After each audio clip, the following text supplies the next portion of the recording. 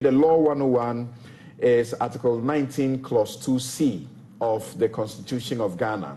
And it says that a person charged with a criminal offense shall be presumed to be innocent until he is proved or has pleaded guilty. What education will you give our audience about Article 19, Clause 2C? Yes, I think the essential elements in that constitutional provision is that 1, a person has to be charged. 2, is the element of presumption of innocence. And 3 is the word guilty. Now, first is that when a person is charged of a criminal offense, it is not automatic that the person is guilty. Right. Most oftentimes, you will read in the newspapers or something, oh, this person has done this and this person has done that. Oh, he must go to jail.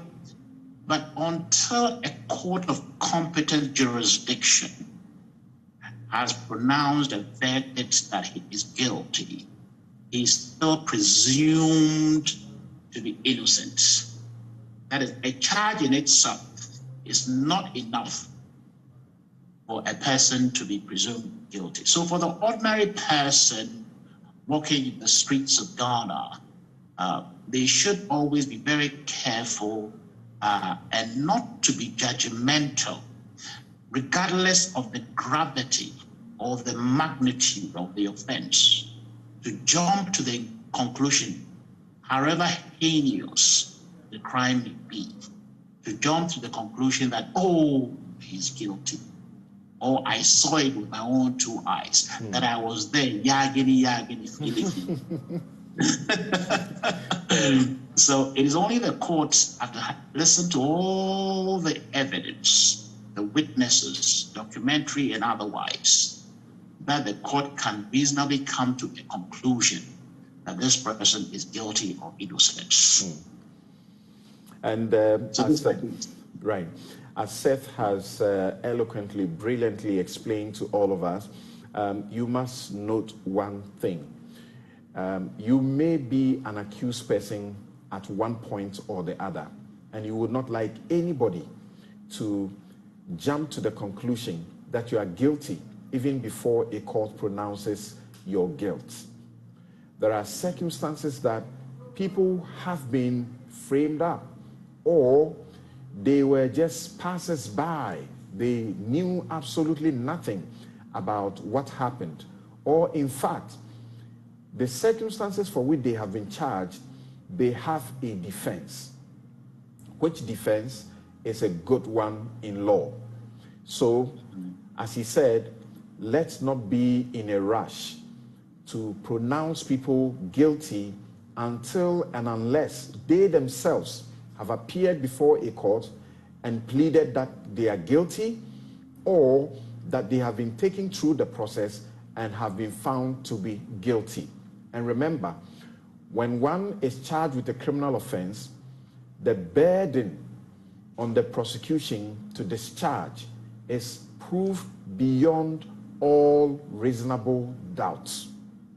There must not be a reasonable doubt. A scintilla of doubt as to the offense will inure to the benefit of the accused person, and they will most probably be exonerated. It is the reason you may have heard it said that we prefer rather for 99 persons who are guilty to be set free than for one person who is innocent to be said to be guilty when they are not. So all of us are entitled to the presumption of innocence once we are charged with a criminal offense. And Seth, in this regard, what will you say to particularly the police and the media when someone is arrested? Sometimes they have not even been charged. Sometimes the person is just a suspect, and you hear how, together with the police, the person is projected in the media. What would you say about that?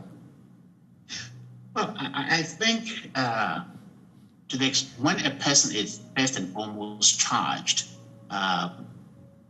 there's a duty on the police authorities or officers to ensure that his privacy, his rights are properly protected, and that information is not disclosed to the public anyhow, because it becomes highly prejudicial.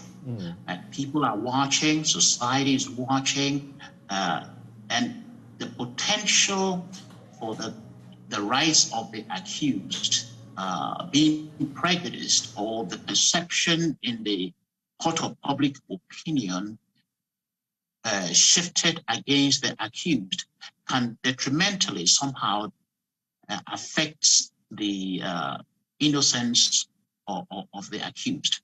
So I think the police must do everything reasonably possible to ensure that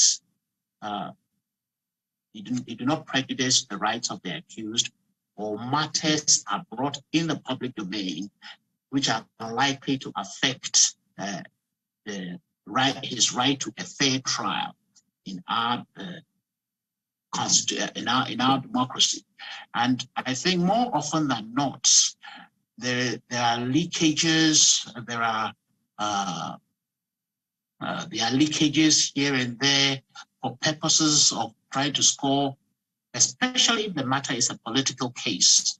There's a likelihood of scoring political points here and there, and that, in fact, significantly affects the rights of the accused, affects a fair trial potentially.